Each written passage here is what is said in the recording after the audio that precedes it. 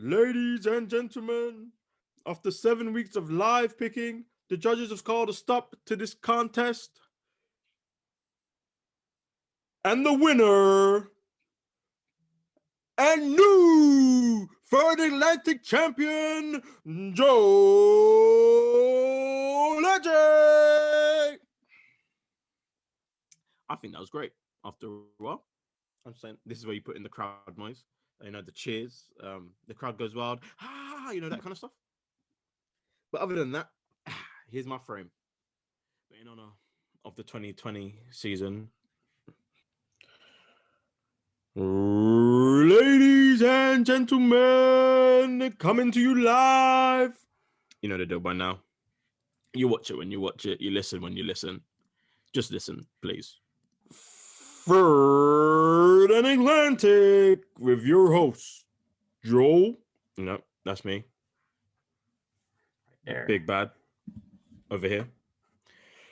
And some guy, Ed. Hola, senor.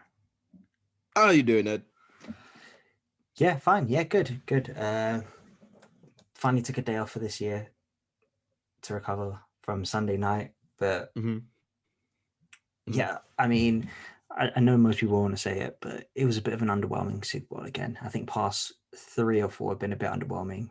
Since the Philly-New England game, I think they've been quite underwhelming. Now, is that okay? Is that because they are actually really, really underwhelming, or that Super Bowl was just so good and so hype? Like, because that was like the evil empire of like collapsing. Like, is there anything better? The one just before that, which was Atlanta, New England. Okay. We all like it when as a neutral, when there's lead changes and there's late game drives and it matters in the fourth quarter. I know we spoke about this a bit off air. Yep. You felt a bit more confident going into fourth. Like for me, as soon as I got near the end of the third, I'm like, the Chiefs are showing me nothing to think they will turn this back. I'm like, yeah, I'm going to bed. Yeah, they were showing you nothing. However, I just feel like we've been saying this forever. When they want to turn it on, they're able to turn it on. So maybe it was just weren't clicking, maybe just clicking. But fourth, normally when people collapse in the fourth, they're normally the ones who be like, oh, I guess we have to do something then, and then they actually do it. So that's what I was holding out for. But no, I hear that. But the whole game, there was only one awesome Chiefs play that was completed, which was the goal line stand. Yeah. Apart from that, there were no amazing plays. I'm like, oh wow, that's a great play, or that was a great scheme, or that was awesome. That was the only bit that was completed. That was the only bit that was like, oh shit, that was really good. Like, I didn't think they were able to do that, but I feel like the potential was there. But for some reason, people just couldn't catch that day. Like, I don't know what that was about. I don't know why this game it stuck out to me because I was thinking about this even before the missed catches, but just looking at players with gloves, maybe because I was watching on like Ultra HD or something, but those gloves just look so sticky, and like seeing everyone with gloves. I know there's an ongoing joke. Osio Manura on the BBC show, he always mentions whenever someone makes an amazing catch, he just says gloves, like he just hates on it, and he knows he's hating, but it's just funny. And just seeing everyone with gloves made me think, oh, I mean, surely they should be able to catch a couple of those. But yep, but not even you would think that, but to catch the ball, your hands have to be in the correct position. And if the ball is coming to you, you would assume it's there and not there. So that it just hits you in the... How many people got hit in the face mask? How many? You're staring at the ball. Close your hands. Even me, as like absolute Ricky, knows you have to do diamonds to catch the ball. Even me as a rookie knows you have to do diamonds to catch the ball. But you know what? You might be right. But I think the problem with that is these amazing catches have become routine. Yeah. So like you said, the basic fundamental diamond, look it in, like then maybe the Hall of Famers are right in which they are starting to lose that art, because when it comes to it, they're able to do the one hands and the behind the backs, the no looks and all them ones. But a simple look the ball into your hands is hitting multiple people's face masks. So in the most important game of their lives, they would say. So we jumped the gun a little bit. So we're going to talk a bit about the game, and then we'll get into what the future holds for Kansas City and New England. Oh gosh, I did it. You Um, did it. You did it. Cancel him. what, Cancel him. what the future holds for Kansas City and Tampa Bay, not New England. No one cares about New England. They've had their success. They've had their glory period. Mm. Good riddance. Boston have just been an amazing sports city and had so much success. Let someone else have some fun. So we're going to review the game and then talk about the two franchises. And speaking of the game, Joel, I think a lot of us were surprised that it wasn't as high scoring as it was, but then watching the first couple of snaps with Patrick Mahomes running for his life, like, oh, this may be a long night for him. These tackles aren't holding strong. The interior is getting baffled. And they're throwing a couple blitzes. They threw blitzes early, not as much later on. I think my thinking was after the first couple plays. Exactly. After the first couple plays, they're like, hold on. We don't need to blitz to get to the quarterback. These lot, huh? Yeah. And then our man, what's his face? Todd Bowles was like, cool, easy, say no more. Cover 2, bang, done. Okay, mate. What the? He did that beginning, but what I'm gonna say is, wait, hold on.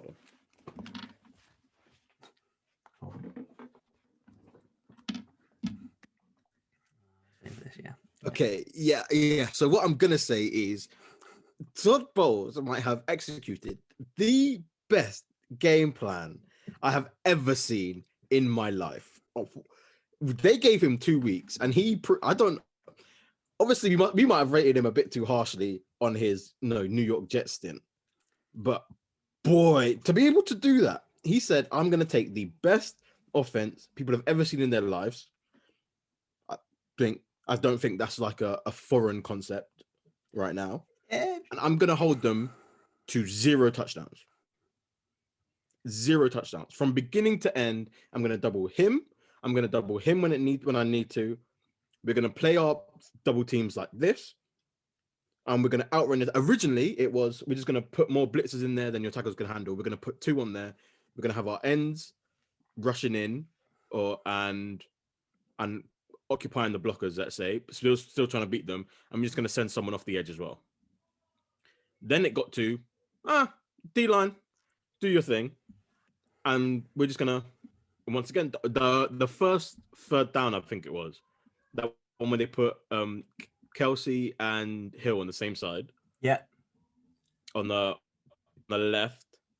And the way the double teamed worked was genius, because there were 4 people on that side. Boom. It was only Kelsey and Hill, 4 defenders. Lovely. And then the way it worked, it was people, instead of covering players, they were covering deeps and unders.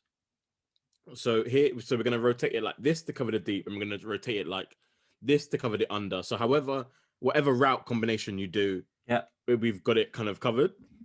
And from then on, I was like, yeah, this might be done. Obviously, you think, okay, the Chiefs are going to be the Chiefs eventually, but the way, like, the scheme, you're like, these 2 weeks they've been doing something, like they've been working.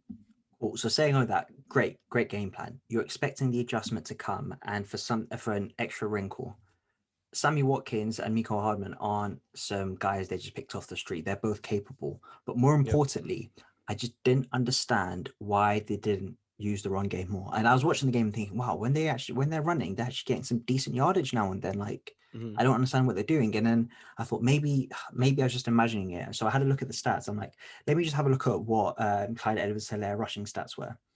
9 carries, 64 yards, 7 yards average. I'm like, yeah, that's what it looked like to me when I was watching. I didn't understand why I didn't go to the run game more, especially if you're lining up a bunch of formations to the left or the right hand side. Yeah. Why not run it? I think I do remember, like they've been saying. To be fair, I do remember a couple of times they tried some swing passes in fact, so like some swing screen passes that obviously turned into rushing attempts, and some sort of tosses.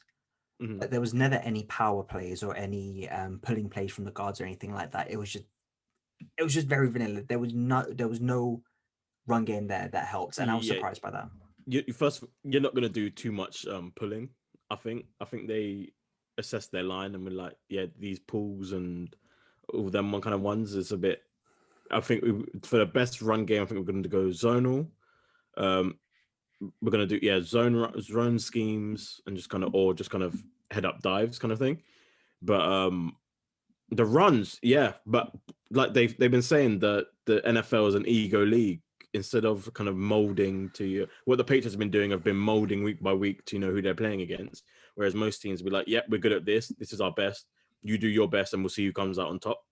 And for the Chiefs, that's throwing that ball around, almost 50 attempts, passing attempts. And they were the only game that they've really run was the champion, well, not the divisional round, in which they looked scary to us because they were actually running the ball like consistently, however they wanted, for however long they wanted, and it looked scary. But when it comes to this, they reverted back to, we're the big bad Chiefs and we're a passing team, and it didn't work out because that's what the Buccaneers were prepared for, and their defense didn't think it. Well, their defense is great, but I didn't think it would match up this perfectly. But they knew exactly how to use their strengths and weaknesses and mold it into a way that it hinders the Chiefs. Yeah, we'd spoken before about that we were really worried about the capability of the Bucs defense, and obviously they proved it, especially for their front seven. And it seems like they recognize their weakness. Cool, we're not as good on coverage for in our secondary, so let's try and double, and then we'll get our front seven to do their job or to play out their skins, which is what they did. Their front seven was amazing. Mm-hmm.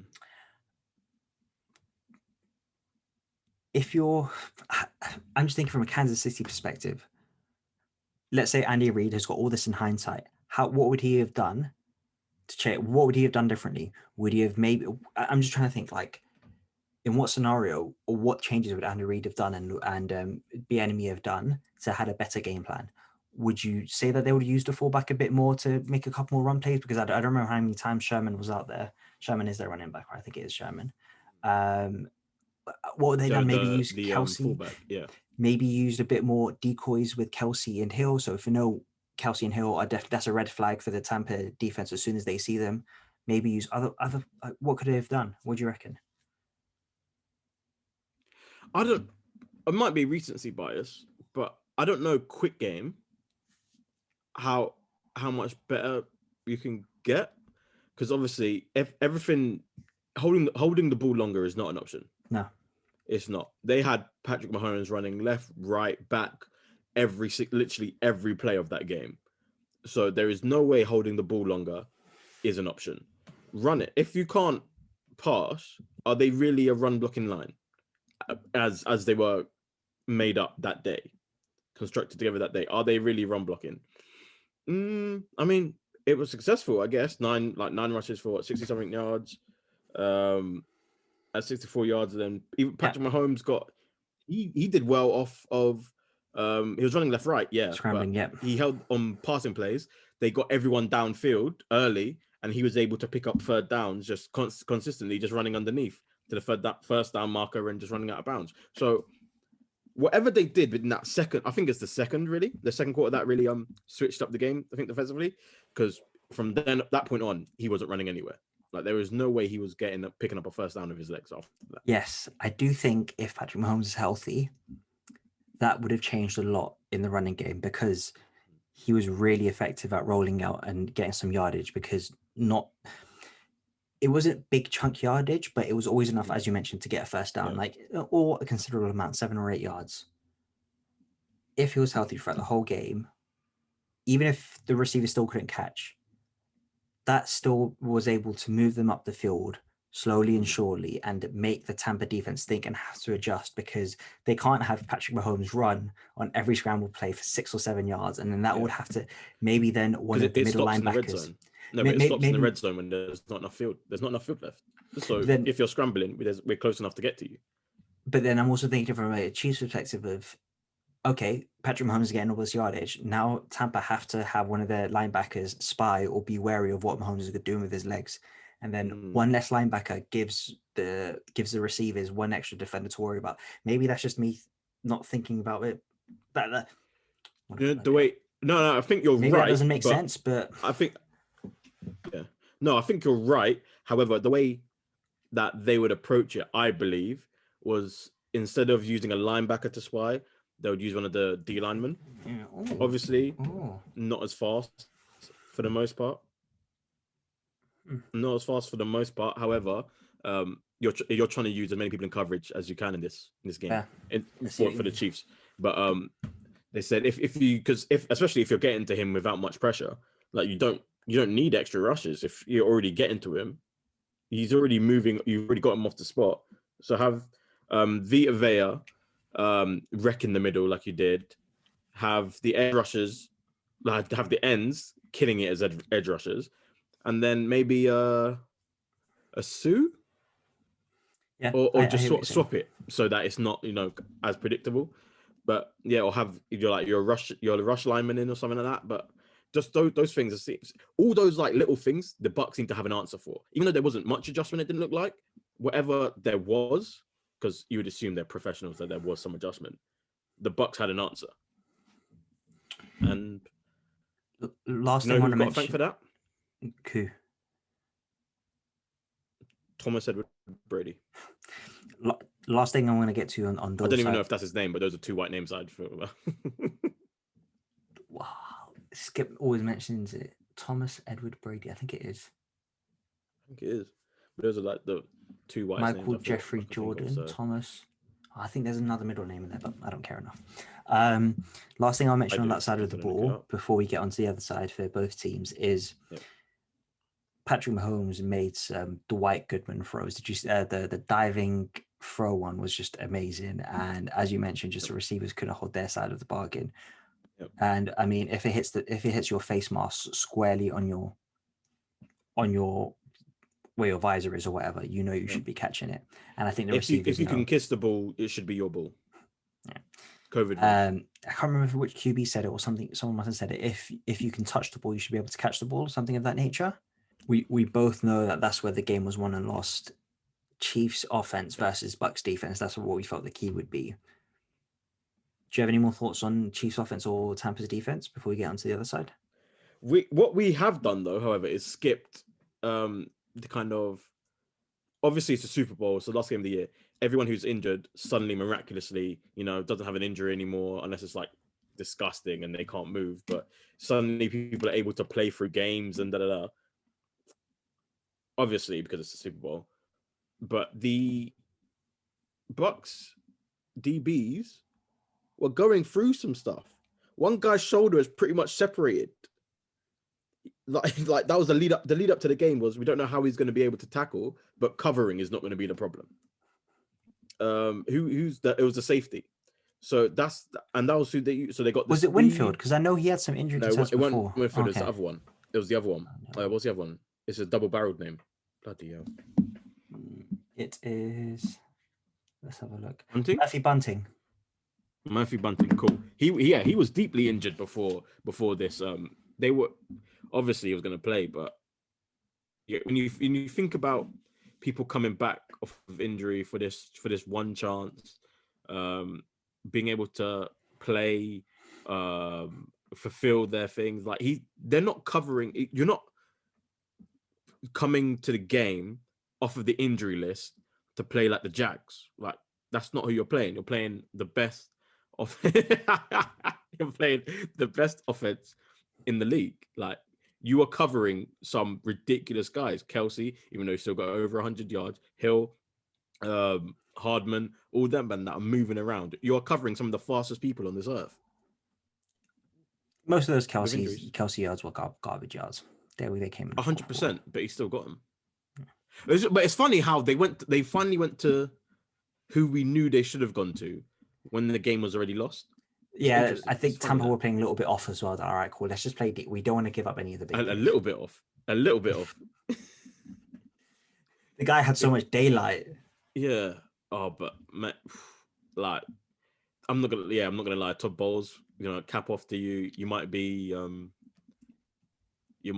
a head coach again very soon, but that was. Oof. They always tend to say the coordinators are more X's and O's. Head coach is leader of men. It's okay if you're not a good head coach and a better coordinator. It's okay. You don't have to be a great head coach, if you can still do your job well. But sometimes don't be put in a toxic place. You know, if Yeah. the place isn't good, regardless of whoever they hire, maybe it's not the coach or the coordinator's faults. Maybe it's not that. And maybe he's now better prepared for a head coaching job because he knows what happened before and he's now able to adjust. And he sees now, working with Andy Reid, he sees Andy Reid as a head coach differently to when he did previously being a coordinator without any head coaching experience. And we know there's like a bump with certain coaches like McVay, and some others I've really forgotten. But Andy Reid was one of them. And Bruce Arians, obviously, he's got his own coaching tree and all that Belichick, kind of stuff. Shanahan's, quite a few. But Belichick's isn't really as Belichick's coaching tree. He himself, amazing coach, but his coaching tree terrible. But yeah, like those kind of things. Like his coaching tree is a catfish. He's like the root and all the branches, just absolute the biggest catfishes. catfish, the absolute biggest catfish. I think that proves. Okay, obviously there's Tom Brady, but he did everything coaching wise. I think that's what that kind of shows. But that's for another day. So let's look at the other side of the ball. We have got the Kansas defense versus the Tampa offense. Just the Kansas defense, my God, did they just not show up? The amount of like... No. I'm not going to have that.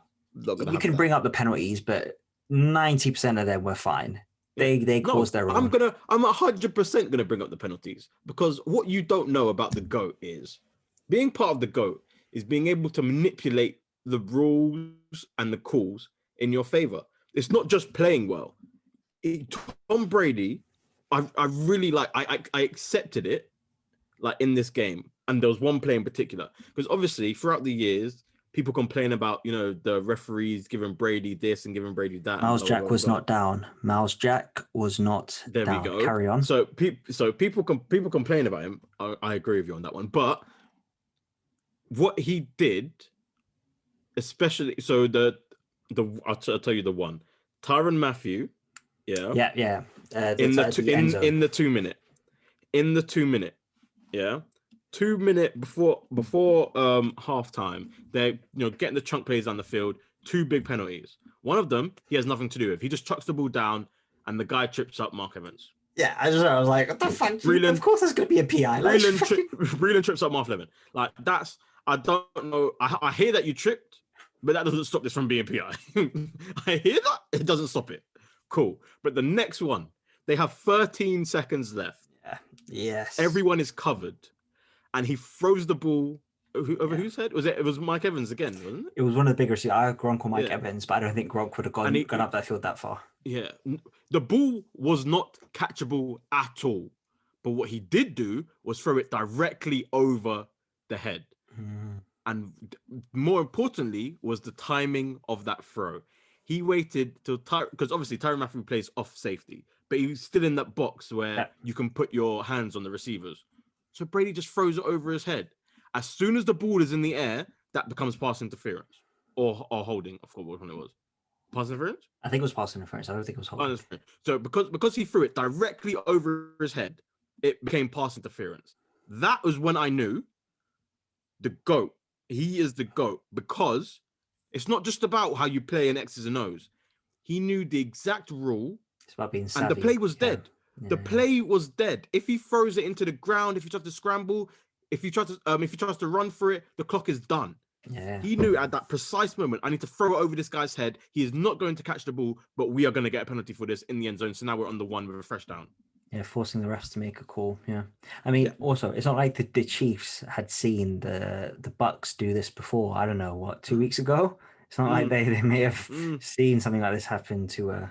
There were some suspicious ones, and what I'm saying is, I thought players weren't allowed to run the field and taunt other players. That's what I thought. Yeah, they did get a penalty for that, but it was not enough to get a first down. Oh no, it was after the play. No, but I'd say the Chiefs did it to Brady, I believe. Yeah. What was the play? Or they did it to someone. They did the taunting. They did the It was. Is this the previous game, or was this on Sunday? No, this is the same game. Same game. So it happened. They didn't run the field, but they. What's the call? It wasn't taunting, but it was. Unsportsmanlike conduct. Unsportsmanlike conduct. Yeah. So he got help. Chris Jones, man, got punched in his head. He pushed the guy back. he got the flag. I don't know. It is what it is. Yeah. I love that shithousery. We all know the person retaliating is gonna get the flag called on them. I hear that, but guess what? Now, that exact same thing happened when Brady ran the field to Honey Badger and started taunting his face. Somehow that was on the Chiefs. How did they call that on the Chiefs? Okay, yeah, that unsportsmanlike conduct. The second one, so the first one, that was funny because he just gave him a little shove. Like everyone just gives a little shove, but then the Chiefs guy. No, but that was well after the whistle. Head. That was but the Chiefs guy, well over the whistle. You can't do that in the head. Like we all know, you can't do that on the head. Man, get off me! Get your hands off me when the whistle blows. But you know, don't touch me. That's a 5 out of 10 call. The Chiefs guy came back with a 6 or 7 out of 10 call, and that was just pure shithousery. The Tyrone Matthew one, I do agree with you. I think that was a bit too much. Everyone's yapping in the Super Bowl. Like it's just there's so much intensity there. Maybe you can say the same thing. But more importantly, if literally anyone else on that field ran the length of the pitch to taunt in someone's face or get in someone's face, they call the flag on that person. They didn't run literally everyone but Tom Brady. They were there. Tom Brady, as slow as he is, ran the whole entire pitch to the guy. No, he did that makes not. No sense. He did not. Okay, not the whole pitch, but he ran enough. It felt like the whole pitch with how slow he moves. We've all seen his 40. We've all seen his 40. With that being said, Tom Brady's my GOAT now, man. Just the Chiefs DBs had an awful day. The Chiefs DBs had an awful day. Holding on every play, it felt like the receivers were just getting what they want. My boy Godwin didn't get as much as I thought he would, but we saw early 2000s or early 2010 Gronkowski make an appearance, which was a sight to behold. And rookie Leonard Fournette made an appearance as well. Big Fournette, you've been telling you, playoff Fournette. No, I mean, I'm happy for playoff the guy. Larry. I do think he still holds a bit of animosity to the organization for the way things were handled and what happened with Tom Coughlin and his contract. But not for happy for him. No, he did what he had to do. And I think one of the narratives that have gone after the victory has been how the 3 players who scored a touchdown for the Bucs were all Brady players or players that Brady wanted. And players that weren't there at the beginning of the year. Yes. Until Brady signed. So this will be actually quite interesting to see now how what this does to the team building in the future when they do get an older franchise quarterback. Let's say, for example, Aaron Rodgers moves somewhere else. What do you reckon the organization will be like if Aaron Rodgers is like, hey, I want to bring A, B, and C, and to win the Super Bowl, I need to bring A, B, just like Tom Brady did. I need A, B, and C. They're not going to cost that much. I just need them to come with me. I think organizations may be like, you know what? Yeah, let's trust your judgment. Or do you reckon that's a completely different conversation because it's Aaron Rodgers and Tom Brady? I think people will want to play because we see in the NBA, we see a lot of veterans that I wouldn't say ring chase, but sometimes will take less money to be on a championship team because they know have a star player and a chance to win. What was it? David West took a ridiculous pay cut to be in the Warriors to get a ring, which credit to him. He did it, made money for himself and ended up getting a ring. But how would that translate into the NFL would be quite interesting, I reckon. Yeah, I think people have been doing it with Brady for years. That's something we now know. We know people have been doing it forever, yeah? So no problem. Would they do it with Rodgers? He doesn't necessarily have... He's an amazing player. I think he's the best, or for a long time, he was actually the best QB. Yeah. Let's say, or the most talented, I should say. Yeah. But it hasn't turned out to winning rings. What we do know is that now, at least, coaches will listen to Brady. That's what we know now. What we hope is that they will listen to Aaron Rodgers. That's what we hope. But we know that they listen to Brady. Yeah. So if people come in, we know if Brady says, go out and get this guy, the GM will actually listen. With Rodgers, what we do know is Rodgers will go and say, go out and get that guy. And then the GM will give them a lowball offer. And then now that guy ain't coming. A couple of Brady things that I know everyone's talking about, all the stats that all the new records he's broken and everything he's achieved. throughout his career. A couple of things that I haven't really seen anyone mention. I just want to look into. I was actually quite intrigued to see how many turnovers he had in the Super Bowl in his total Super Bowl game. So in his 10 games, Joel, can you guess how many turnovers he's had? Or let's say interceptions. I didn't look at fumbles or anything like that. I just looked at It's gonna be interceptions. something. I think it's gonna be like something like 2. It's actually 6. But only 1 has come in a loss in his 3 losses. So in his 7 victories, he's had 5. Which is quite So in order to interesting. win, he has to throw interceptions. He didn't on Sunday. Yeah, but he couldn't if he tried, mate. No one in the Chiefs was catching the ball. I think in those 7 games, 3 he had interceptions in 3, so he had like 2, 2, and 1, I believe. Yeah. So that was just one thing that I just want to, because I just want to know how, because they always say like in the bigger games, turnovers count as double, blah blah blah. Mm-hmm. Those analogies they use. I just wanted to see what the numbers were. On Sunday, he also had his highest QB rating for a Super Bowl game as well. And it's Man, actually, he diced up that game, man. He actually diced up that game. and funny, guess where that ranks all time though? His Super Bowl, his I think passer it's rating, pretty low, isn't it? like 9th all time in the Mm. Super Bowl. So it wasn't necessarily like one of the best passing games ever. I think Phil Simms had like 88% completion, Yeah. one of the Giants' victories. It's something. It doesn't. I don't know how to word it to make it sound like correct, all right? But for some reason, once you get Brady to the Super Bowl, he's amazing, but he doesn't seem to be the best fixture. You get what I mean? Like, people play better around him that not necessarily he has anything to do with. So like a defense will step up. The coaches put in a game plan that actually works. They somehow know their players. So we're now getting to the intangible bits, and this is where it can get a bit grey and just making up stuff. So I think part of it could be because he's been there now so many times. It's just like it's another Sunday for him. I think one of the funny things I saw was like Tom Brady's kids go to the Super Bowl like it's just Thanksgiving. It's like just what they do every year. They know that it's just they're going to the Super Bowl. Yearly trip to grandpa's. Yeah, and part of it is just for Tom Brady. It's just another game. It's just like any other game. It's just another game. And I think when you hear that carving presence in the locker room, they talk about arousal levels and peak performance with regards to arousal not being too high and not being too low. Mm-hmm. And you compare that to the Chiefs, who you're assuming they would have been level-headed, but watching them play all the unnecessary penalties and the poor decision-making, you're like, wait, are they calm? Like, what is going on here? It doesn't feel the same. So bringing it back to Brady, where he can keep his team level-headed and everyone assured and relaxed, it seems like the pressure or the arousal levels for the opposition or anxiety levels isn't at the optimal point. Who did the Chiefs play in the AFC Championship last year? Last year, it wasn't the Ravens. It was who was good? Oh, Tennessee, I think. That answers a lot of questions. Why? They didn't make the Pats didn't make it to, or they didn't because they got beat. They got beat by Tennessee. That answers a lot of questions. So I was literally going to be like, who, like, because obviously they didn't do it last year. Last year they played a great game, if I'm not mistaken.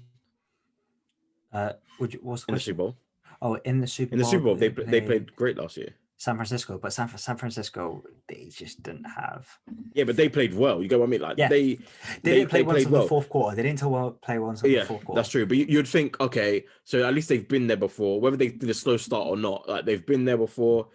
We hear it's a bit different this year, but overall, like we've been to the Super Bowl and we've won one. So guys, let's. I think it's just more the defense, because actually the offense didn't look that good. The offense looked far from normal, very far from normal. But when you say that, you're not playing against, like, obviously there's a Super Bowl and then there's playing against Tom Brady in the Super Bowl. Like there's a difference. There's a difference. Like for the game, you would have said that the San Francisco defense of last year was better than Tampa defense from this year. I would assume majority of people would have potentially said that. But overall, yeah. Now you're looking at actually the Tampa defense looked amazing, but maybe part of it was because the Chiefs just weren't there, and we underestimated the impact of the overall line. I mean, we love to champion the O line and D line in the show. Maybe we didn't look at it as well as we thought we should have. But I think Pat didn't miss too many throws. I would say from nothing, not that I can remember, but he didn't look off.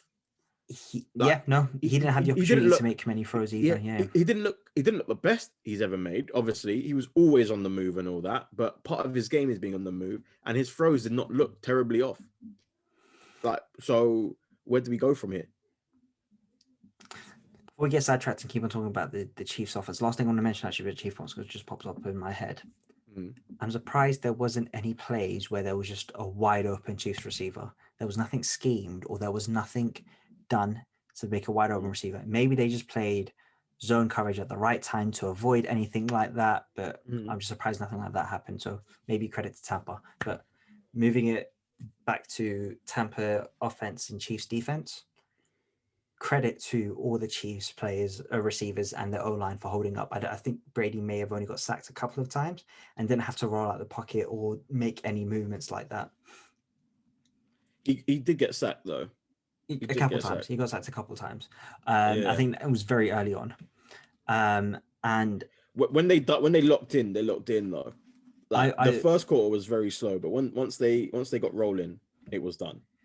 I also felt that having an immobile quarterback right now in the NFL, that's a dinosaur. Like, you can't have an immobile quarterback in the NFL because defenses are just too good, and the only way you're able to be dynamic is if you can roll out or move with your legs. That's the way to be dynamic. That's what the modern offense is.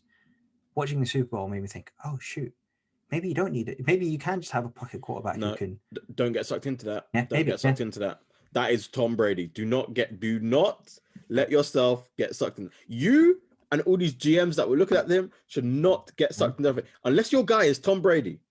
He needs to be able to move. Tom is a little different because in the pocket, he can move though. In that 4x4, 6x6, however you measure it, he moves his feet, shuffles his shoulders, squirms, and does all them body movements to skip the rush. If all else fails, he will take a knee and drop down, not get hit, so he will live, right? So when he got hit, there was one hit, I think, was it Chris Jones? Someone licked him, like boom, and I was like, that is the hardest I've seen Tom Brady get hit in years. Wow, yeah, in years, and it wasn't a flag, so I was surprised that happened.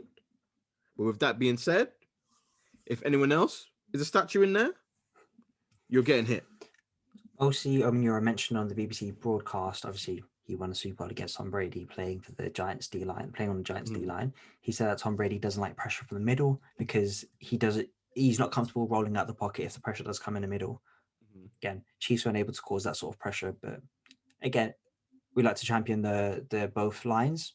Credit to the O-line for keeping Tom upright and creating those lanes for Fournette and creating those extra seconds so he can bounce out to the edges and get some extra yards. Boy, they were running. Fournette, playoff Larry. You were trying to bury him last week. I never buried playoff him. Larry. Just because he hurt you and your Jags. He didn't hurt. No, like, I understand why he left. He said, I'm not going to do anything for your trash team, but for Tom Brady, I'll do it. Why? So all this you're saying, why did no one trade for him? Because he was on the trade block. Everyone had the opportunity to take him. We would have taken a 7th, 6th rounder for him. Why didn't anyone take him? He got picked up on waivers. I think because people thought other people weren't going to pick him up. But we're forgetting. No, I'm not having this. No. This was not the same energy when Fournette was about to be traded. Why didn't the Steelers give up a 7th round? We would have taken a 7th round. We would have taken a 6th round. Because, like you said, you got him off waivers. They got him off waivers. We want him on waivers. If we don't have to give you anything, we want him on waivers. It was like 18. But this isn't just about on the waivers. Yeah, I hear that. Yeah, but this isn't just about your skill and we'll give you this for it. Yeah, we're not only playing your GM, we're trying to play everyone else's GM. So we're trying to get your talent for as cheap and as little cost to us as we can get it. But if you really So thought of that with a guy, a 7th rounder, just to be secure, you would have got him. But no one wanted him. So I'm not having and that to be fair, because I don't want the people narrative to be changed. yeah, people give off seventh rounders for a lot less. So I hear what you're saying on that, but I feel like they thought he was going to clear waivers so they can You're get just him trying to get really me quick. fired up, but that ain't gonna work. But The I am person, genuinely pleased for the guy. the person, I don't know if I'm pleased for, but like I said, I'm very happy it happened. AB, AB, yeah. AB. Um, as a player, forget everything else. As a player, I miss seeing that guy in my uniform. He is a phenomenal talent. Phenomenal. Have you heard that apparently he still ran the wrong route on his touchdown? AB don't do That, no routes. He just do does you TDs. do you know the connection you have to have with your guy and Tom Brady, the faith he has to have in AB for him to run the wrong route and for him still to get thrown the ball? I can imagine they must have just had like a playoff Donnies meeting. So the guys who've actually won games in a playoff. So Yeah. Fournette, Gronk, and AB and AB, Thomas went, yeah. all right, cool. Right, this Godwin and Evans, like we'll just let them have like a couple 1-2 pieces, fine. But like us big boys, we know what we need to do. All right, Leonard, you know what you need to do. Gronk, Save you know yourself what for you the need Super to. Bowl. Yeah, save yourself for the Super Bowl during the playoffs. And We'll give we them. we know what's going on here. Cool. Yeah. AB, we got this elite partnership. We know what each other thinking. Mm-hmm. But on the AB point, credit to him, man. I mean, I've been like obviously when we've spoken about AB, we've been a big critic of him, just sort of stuff that he's done off the field, etc. But credit to him, he's just been silent. Nothing has come out. Maybe things have been going on in the background that we just don't know about. Credit to the Tampa The same with the organization. Steelers. For years, no one knew what was going on, and he's been doing. He was doing a madness. But I'm really pleased for him and glad he got his comeuppance with Tampa. Yeah, it's nice for him. Think about it. He fought his way out of every bad situation I'm free. that he put himself I'm free. Like he ran from the Steelers to go to the Raiders. That was He one saw of the that the biggest Raiders ain't. L's.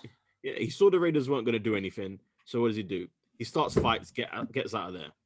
He goes to the Pats. He looks around the Pats. And like, you guys are on the decline. You know what I'm going to do? I'm going to start attacking the owner. He's out of there. Now, I think Tom Brady told him, brother, like, AB, do what you want to do this season. Get out of here because don't sign a long thing because I'm out at the end of the season. Cool. I'm gonna meet you where I'm at. Did Bruce Arians the first thing say we are not touching AB? AB's not our kind of guy. AB, Tom Brady said he's our kind of guy. You're getting AB. 2 weeks later, signed. Okay, not 2 weeks later, but you get the drift. Yeah. And did he not catch a Super Bowl pass? Was he not vital in the year? Even though he wasn't on the field the whole time, like we used to seeing him. He's a guy. I don't know how long he's going to stay around because he's going to be a number one again for a team. Ooh, that's a stretch. How old is he now? I think he's the number one. He's the number one. Last bit on this Antonio Brown Love Fest. He's 32. Last bit on this Antonio Brown Love Fest. When I realized that, oh shit, this is the guy was that 2018 year when we played you lot twice and in the divisional game. When the AB that game was incredible. AJ Bouye was on him like glue, but he was still able to make these unbelievable catches. And I'm there just like, I mean, I can't chat shit because Bouye is right there and Jalen is right there and they can't do anything. And I was like, this guy is unbelievable. Some of the catches he made that year as well, toe drag swag off the chains, Tony toe tap. He's tough. He is tough. I'm telling you, he's going to be a number one. Think about all these young QBs that are coming in or that are already here that need weapons. You're telling me someone ain't gonna splash him a little cash? He would have to go to a veteran QB, maybe down in Wisconsin. Why would he go to a veteran QB? Because we're going to give him to what? Josh Allen? I reckon he'll run all over. It has to be a QB where AB respects like the fullest. The only one is Brady. That has been shown. Yeah.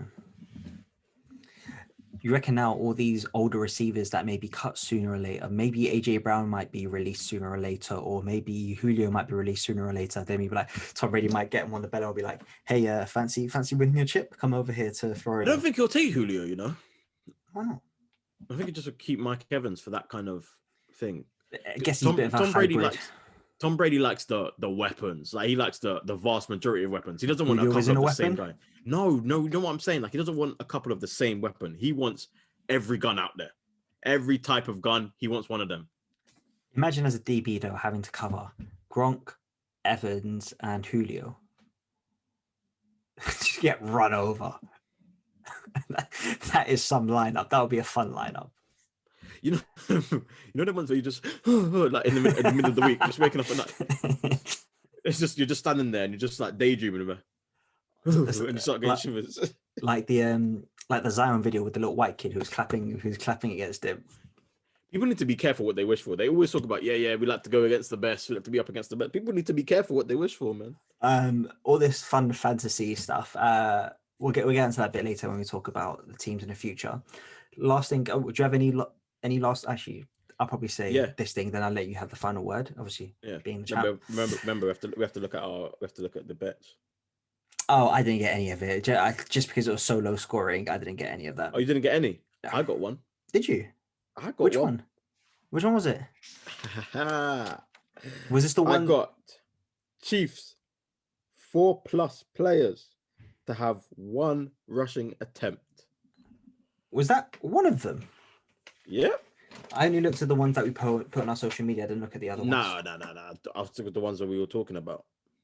Oh, QB to have 10+ yards rushing. Wasn't it both? No. Only one of them. Are you sure? Yeah. Okay. I had Godwin didn't do anything. Yeah, 4 Chiefs to have 1 rushing attempt. Yeah. I see it. 57+ match points. Do you know how peak that is? Do you know how high scoring this game was meant to be? It was for it to be a run longer than 10 yards, and Patrick Mahomes had 11-yard run. Okay, aren't you lucky that he was on 3rd and 11? I mean, I anticipated that he might have to be doing quite a bit of scrambling, but I forgot. I didn't anticipate how much of a burden the turf toe was going to be. Yeah. So, do you know my second bet was though, Chiefs to win, Mahomes Super Bowl MVP, Kelsey 2 touchdowns. If I just flip that, if my grandma had, we always get the fuck out of it. If I just flip that, yeah, I know I missed that, but if I just flipped it and had the foresight to not bet against Tom Brady, I think I would have hit most of these. That's the problem. Anyway, I just did it for the wrong team. So I'm going to talk about a little bit from Jack's perspective because there's a couple interesting storylines. The Bucks backup QB, Mr. Blaine Gabbert. Hey, who would have thought he would have won a Super Bowl for a team in Florida? Too bad it wasn't Jacksonville, and it was in fact Tampa Bay. And their offensive coordinator, the boy Brian Leftwich, who's also a QB down in Duval County, who also just won a Super Bowl ring with a team in Florida, not named Jacksonville. So I just wanted to highlight those 2 things from a Jags perspective, which I thought, no. So there were 3 Jags players. Oh, there was more as well. There was Jadon Mickens, who was our punt returner and kickoff returner during our Saxonville year. So He's also, pardon? Yeah, 4. Yeah, I'm not sure if there's any more in the depth chart, but those are the ones that I know automatically off the top of my head. So what you're saying is people need to start searching for Jags players. No, but I just wanted to mention it. Brian Leftwich didn't do. No, Brian I think they should. Brian Leftwich didn't. You got no question, yeah. As a backup QB, do you take pride in the Super Bowl? All I know is at the end of the day, I'll be walking out there with fucking jewelry. That's what I'm saying. That's what I was saying. We're inclined to say no now. But if we were that QB, if we were the backup QB, yeah, do you know how much I did? I was part of the scout. I was pretty much a coach, to my guy. I was looking at everything. What? And I guess also back in the day, you could just chat bullshit because there's no. I guess there is videotape, but there isn't the whole game. You can't, for example, go back and I'm not sure if you can go back and watch the whole game. You could be like, yeah, I had 20 snaps and I got 300 yards, and I can't know how much they'll fact check it. But now we've seen the game, we see all the highlights. You can't chat shit about what you did and didn't do. But they don't care. Who had the most? Who had the most receiving yards last year? It wasn't Hill. You can't even say for sure if it's Hill or Kelsey or if it was someone else. Yeah. Yeah. What were you going to say, sorry? I was gonna say Tyrod Taylor has one With who? with the Ravens. They Ah, drafted him. He was the backup QB when Flacco did his thing. that would be a good quiz. Who were the backup QBs for all the Super Bowl winning teams? Yeah. Nick Foles was one. No, Nick Foles.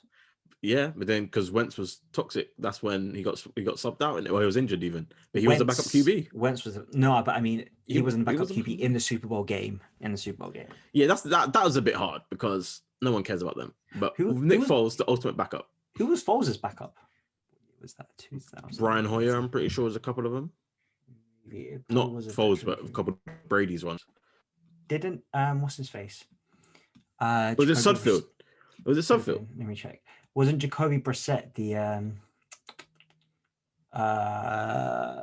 didn't Jacoby Brissett have a couple with New England under Brady? Garoppolo did. Jacoby Brissett Ah. was after that. Jimmy does have a couple. I do remember that. Gosh, I completely forgot JJ was on the Eagles as well. What Yeah. would- Yeah, it has to be Sudfield. It was Sudfield. So that was 2017. Let me quickly just double check. Let me get that roster up. Yeah, Nate Sudfeld. Here we go. How many rings does he have? Did he have it? Did he have any more? Oh no, he was just in Washington before then. No, it says one. Anywho, we'll fucking get rid of that. Yeah, So that's the last thing I want to say from yeah. just some really random storylines from Jack's perspective. All these random players getting rings.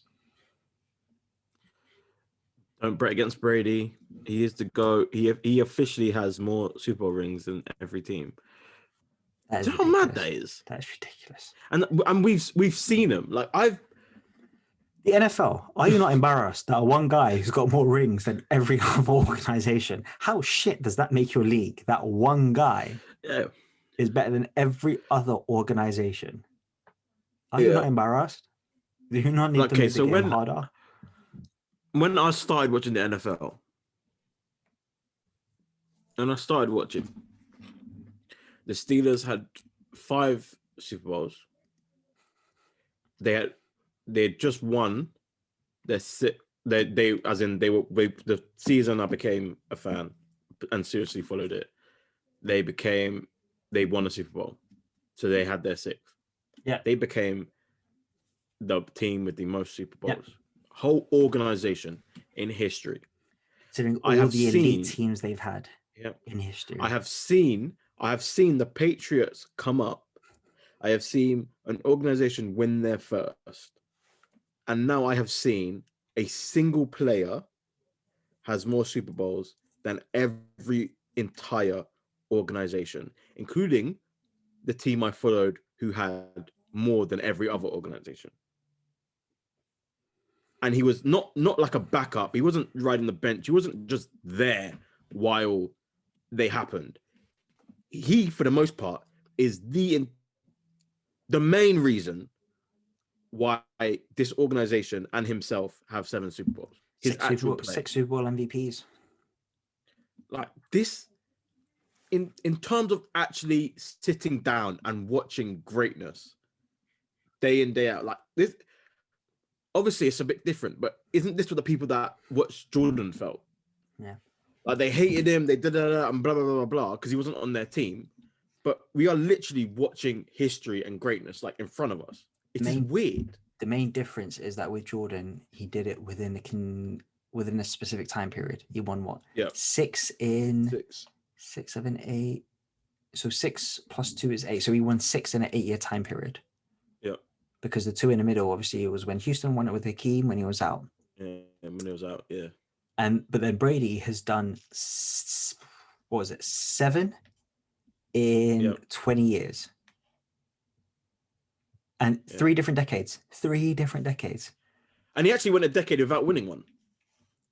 Not a decade, but over like 10 years. He went a long time without winning one. It was very long. It was very long without. It was close to a decade without winning. When he was like 37, he'd only had 3, and he won 3 after turning 37. He won 3 after turning 37. Yes. When people retire at 37, people leave the league of old age at 37. He's either the luckiest guy, There was just the luckiest guy, or yeah. There was one meme that broke down. He's really has had 3 Hall of Fame careers oh yeah, in one. yeah. Tom Brady has enough in his locker to be 3 separate Hall of Fame. He wasn't a Pro Bowler this year. No, The year that no. the year that we confirmed that he was the greatest of all time, he wasn't even a Pro Bowler. Think about that. So he was an all decades team in the 2000s, all decades team in the 2010s. Mm-hmm. What do you reckon? Does he make the next all decade team? Does he make it? Does he That's what I was stay thinking. long enough to make it? He needs. We're going to call it right now and there. No waffling. Does he make the all decade team for the 2020s? We remember this 10 years from now. So the people are definitely going to make it. Patrick Mahomes, Trevor Lawrence, everyone else is just up for discussion. So those are the 2 that will definitely make the all decade Trevor team. Lawrence. Yeah, Trevor Lawrence. Without a single down in this NFL. Okay. They said that the same about Ryan Leaf, I'm pretty sure. And you know how that turned out. I don't know, chat shit. I don't know. I think he would need, if he gets 1 more Super Bowl and 2 Super Bowls in the 2020s, everyone else 2 more Super Bowls, do they stop playing football and say we've made it? Like, there's no point carrying on. They switch to the proper football. Yeah, they'll be like, But then they shut down the league and be like, it will never be as great as it is now. They switch to the proper football, and they're like, oh shit, this guy called Messi and Ronaldo are winning everything. But this is the same thing. Let's just go back to American football. This is exactly the same thing. Let's spend a little less than an hour on the next 2 subjects. Firstly, let's quickly just talk about Kansas City moving forward. So we discussed this previously. Kansas City, currently, I believe they've got 45 players on a contract. In 2022, they will have 23. So still a large chunk of players on the contract. They may need a couple extra players. But yeah, they're stuck for this team for about another year. Then they may need to go through a bit of a rebuild.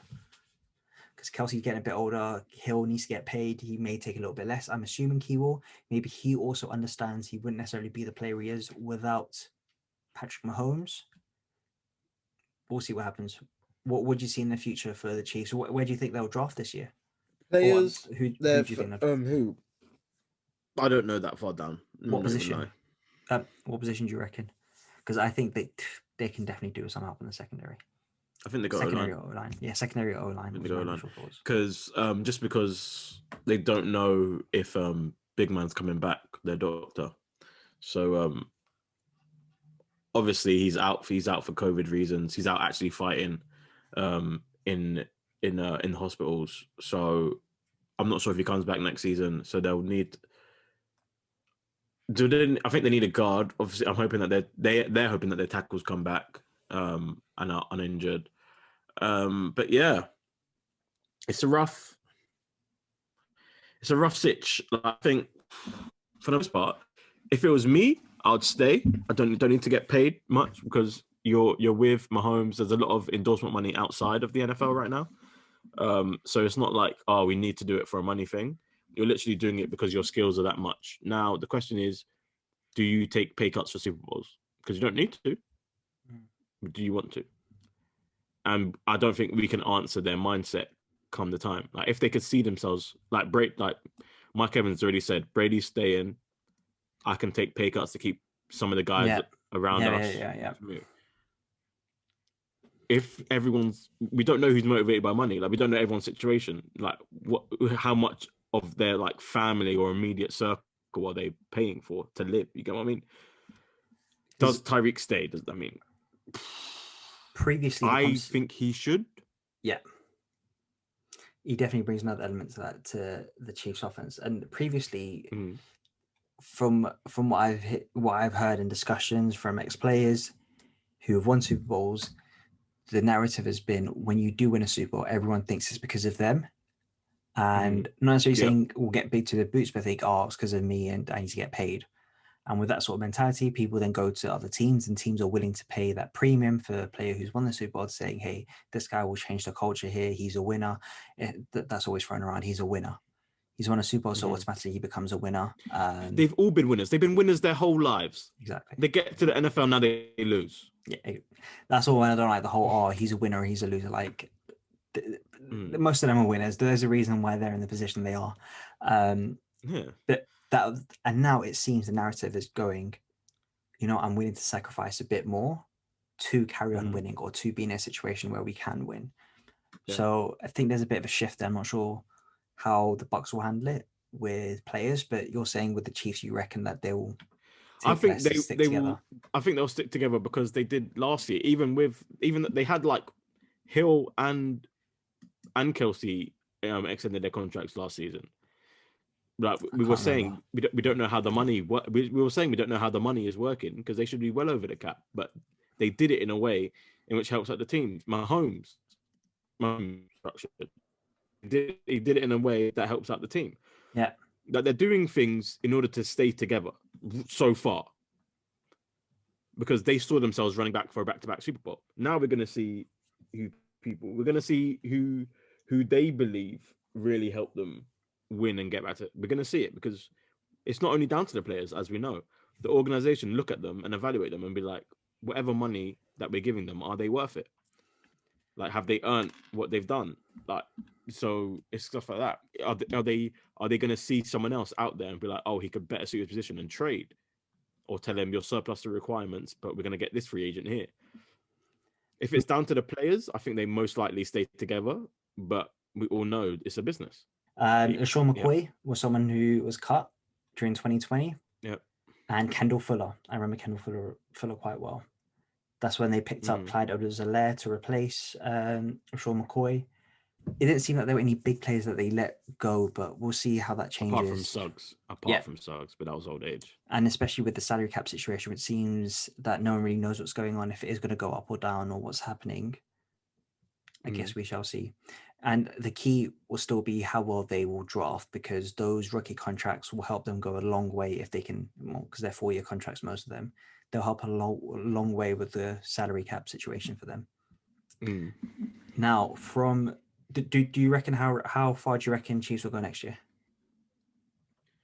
I think I say this every year, but I think it's because I'm not imaginative or I'm too short to think who else can overtake them.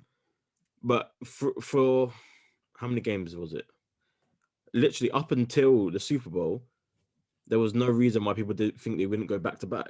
So there's no reason, in theory, why they shouldn't be back there again next year. I am thinking people are saying run it back. I'm thinking minimum AFC game.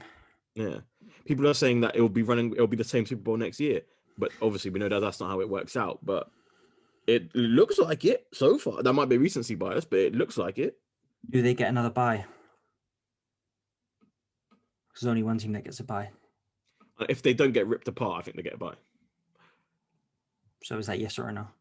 Yeah, if they don't get ripped apart, so I think it's a yes. As of today, they're not ripped apart. So I think they take it. I think they use it as fuel again. So because they were close to back in as the favorites, in which everyone believed that they would back to back. That takes a different level of commitment. Like the loafing that you should be experiencing right then is mad. Prior to this, their biggest adversity came in the AFC Championship game against New England with the jumping offsides, and that was their biggest adversity, and they dealt with it amazingly because the year after they won the thing, they won the Super Bowl. I guess when that happened as well, they also felt that it was an injustice, so that must have fueled them. Now that they were fairly whooped, and this is the first ever double-digit loss in Patrick Mahomes' NFL career, which is ridiculous. We'll see what that motivation does. Definitely is the possibility to implode, though. 100%. Like we said, I haven't had any rumblings. There's been no smoke. Yeah, but like I've said before, that Super Bowl hangover under the losing team, I think is obviously 100% a lot worse than when you've won. You just said they're going to make the Super Bowl next year, though. Yeah, I did, but I think it has the possibility. Like, I think it's two extremes. There's a possibility for everything. But not like just thrown out possibility. I think it really goes one of two ways, and I don't know which is the decision. That like, there's a fork in the road somewhere this offseason in which they make a decision, which either sends them back or they go to like the first round pick. Obviously, that's a bit extreme, but I think it's that kind of drastic decision. But I don't know which bit is that decision, and the GM will have to figure that out. much cap space do they have next year? Total cap liabilities, team cap space. Because some people are saying that they will never. They got People said they'll never go to the Super Bowl again after that game. Yeah, that's just Keyshawn Johnson. Don't listen to Keyshawn Johnson. That's funny, guys. I just saw the headline. I'm not listening to this. Like, maybe he had a good point, but I wasn't trying to. But it can happen because things like that have happened in NFL history. That's the thing. Things like that have happened. But you, at the time, you never think it would happen because the team looks so strong. But then you just never see them there again. I also don't think anyone, and rightly so, hyped up anyone quite like Patrick Mahomes. Yeah. Maybe the Chiefs as an organization completely ruin what they have built, a la Green Bay.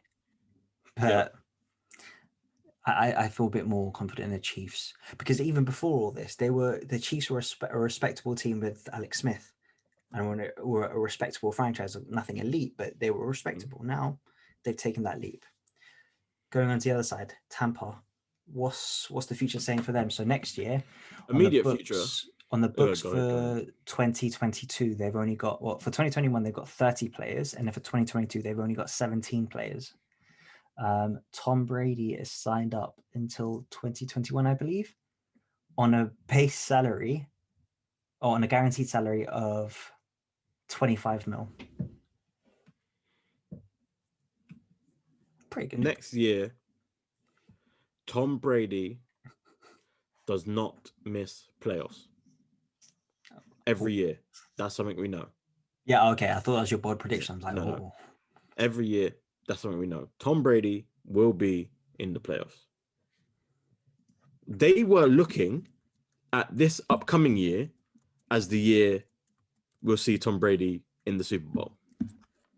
This was meant to be his gelling practice year. Yeah. He won the Super Bowl in the year he was learning the offense. The year that quarterbacks struggle to know Bruce Arians' system, Tom Brady won the Super Bowl. Next year, you should be scared. If you are in the NFC as a GM, you should be on every phone right now trying to get the best team you can, hitting the cap, paying a luxury tax, do something. Obviously, there's no luxury tax in the NFL, but you have to find a way to do something. Otherwise, your conference is going to be run by a 44-year-old man. Your conference, your league, your big boy league full of young players, young studs. Your only hope is a Patrick Mahomes whose team he just killed. And just Florida to go batshit crazy. You want, because obviously they've been acting like there's no corona for forever. So what you need them to do is start infecting players from the jump. That's what you're hoping for. Wow, Joel. That's terrible. I'm just looking at some of the free agents they've got coming up. Funny enough, actually, we just spoke about LaShawn McCoy being cut by the Chiefs last year. He's actually on the Tampa squad roster. I had no idea. Maybe I completely forgot, but LaShawn McCoy's on the roster. The revenge game. The LaShawn McCoy revenge game. Yeah, with all those snaps he had in the Super Bowl. Not that he cares. That's just, oh, yes, that was it. Because this is now his second Super Bowl ring with 0 snaps. Yeah, I know. Does he go around bragging that he's a Super Bowl champion? Yes, multiple times. Like he don't care. Well, I wouldn't care if I was him anyway. So they've got Leonard Fournette as a free agent, Ndamukong Suh, Rob Gronkowski, Levante David, Shaq Barrett. Those are some big players, impactful players. Ndamukong Suh, the one-time dirtiest player in the league, has now won a Super Bowl. By the way, just side note. Fair play to him. Fair play. Just side note. Gronk, you're assuming will come back. Levante David, they need to give him a bit of money. He's 31 now. I didn't realize he was 31. I thought he was a little younger. Don't pay me no. Shaq Barrett. I didn't know how old Shaq Barrett was either. I didn't know he was this old. How old are you? 29. Late bloomer. How much would he get paid? He's someone you can pay though. Shaq Barrett is the one you need to actually watch out for. How will that division end? How will that division end? Falcons, Panthers, Saints, Bucks. It's going to be Saints, Bucks, but we still don't know if Drew Brees is retired. Oh, he's retired. He's retired. My sources tell me he's retired. My sources. No, it's not about that. It's about what he means to the cap. whether he's retired or not. It's not whether he plays; it's what he means for the money. I would love to see Jameis get in there and get the number 1 seed and then just beat Tampa on the way to the playoffs, but we know that's not going to happen.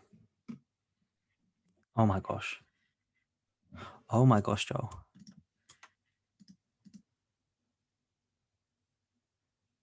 What? Is it him? I was just looking at 2022 free agents. Oh my days. There is one player who's currently in the Tampa Bay roster who's a free agent in 2022. He plays cornerback, played 0% of the snaps, so didn't get any snaps. Cornerback, right?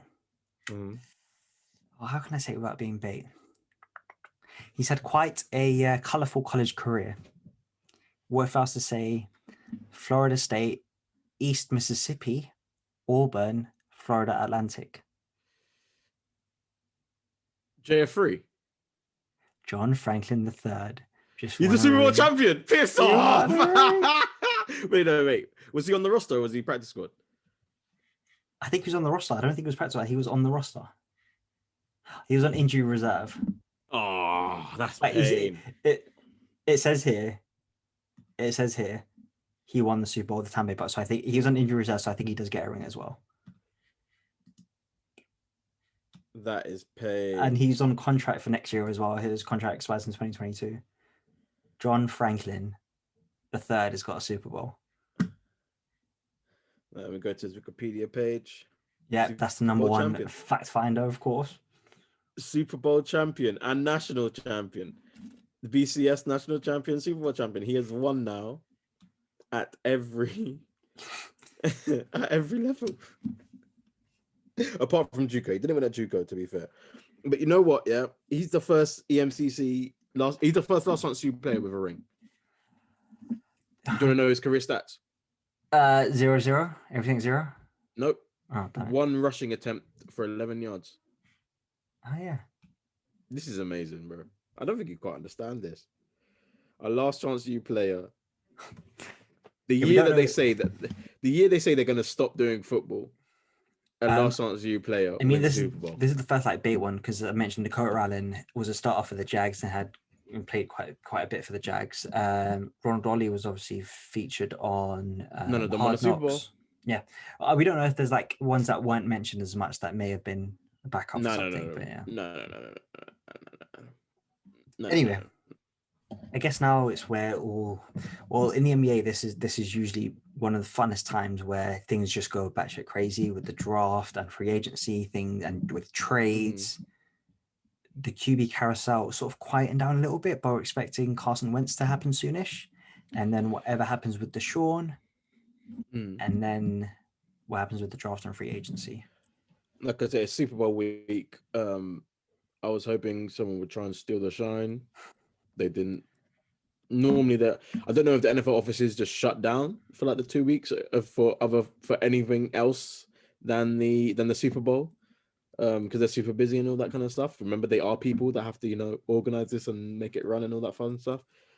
But it'll start heating up again. I imagine all the salty GMs who are just upset they're not in the Super Bowl, just doing all these trades. Like, fuck you if we're not in it. We're still gonna try and improve the team. We don't care. They should have all coordinated an attack on our hijacking of the news. Because technically, like I said, they can't officially trade until the next league year, which is March something. So when is the draft? So none of these trades are official, but they're done. The next big thing in the calendar is the draft, which is on the 29th of April. Oh, that feels like so long ago. 2 months. Or 3 months, let's say. 3 months, Joel, until the next big calendar event. I'm really looking forward to the draft. I always enjoy the draft. Pardon? I like the combine. I do like the combine. Yeah. They're not having it this year. Yeah, so it's not going to be a problem.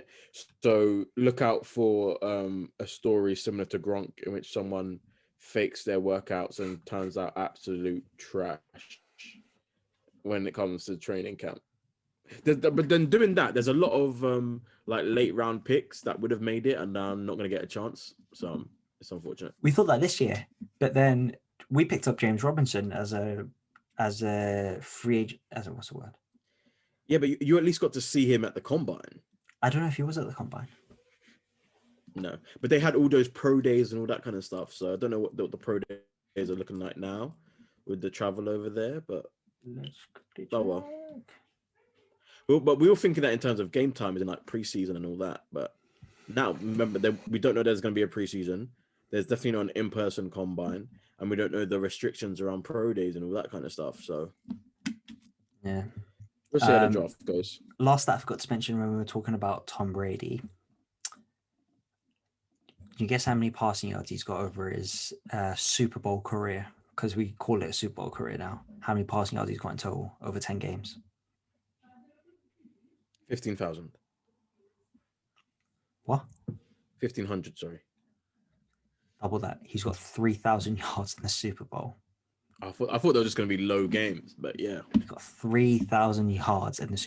People don't get that in a fucking season. He got that. He's getting that in Super Bowls. People can't get that in a 16-game regular season.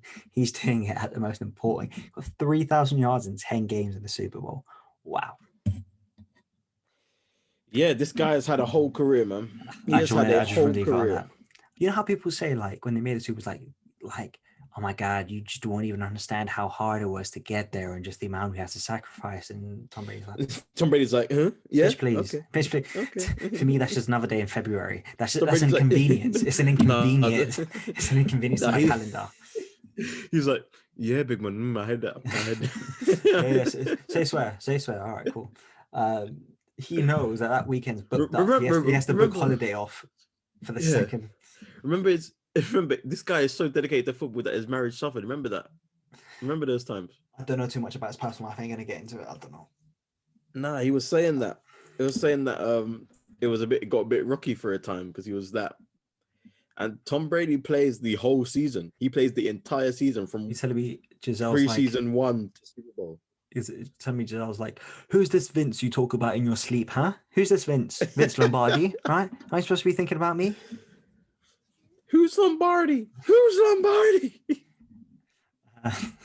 You just don't love me anymore. You just love Vince more than you love me. Okay, I see how it is. One thing we didn't mention was it was Bunting again. It was his live after the game, in which Brady was just everyone was celebrating, going ham, and Brady was getting dressed like it was he just finished a uni game, and he was going home. He finished an intercampus. After I forgot what it's called, intramural match. After the 7th one, he's like, "Yeah, okay, cool. Like I've done that seven times."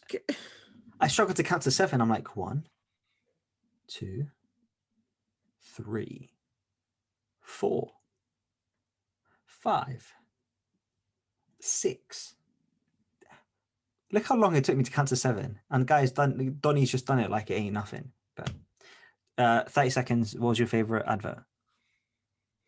I didn't watch any of them. Remember, I'm on Sky. I looked them up after. Yeah, no, I didn't even do that this year, bro. I'm telling you. There are a couple good ones. Anywho, I saw the Drake one. I saw the Drake. I like the Will State Ferrell Farm agent one. The Will Ferrell one was really funny when they made fun of the Scandinavian countries or Americans not knowing anything about Scandinavian countries. Anyway, I'll let you do the outro, as always. Ladies and gentlemen, that was our season, and as your inaugural first pioneer of a third Atlantic champion. Are you doing promo for coming to America too? Look at you racist there. Prince Akeem. Thank you. All right, Prince Akeem. Jealousy does not look good on you, Ed. It does not. I thank you for following us along, picking with us, watching me destroy Edison week after week. I thank you. Obviously, next year we get bigger and better, but we're following this off season intently. And as your third Atlantic King, I thank you for just what you've given me. You know, the power to lead and to be an example. I thank you. So, as your first season winner, I thank you. And ladies and gentlemen, good night. Peace. Sorry. I fell asleep. Sorry, what? Oh, we're done, Ed, because you weren't good.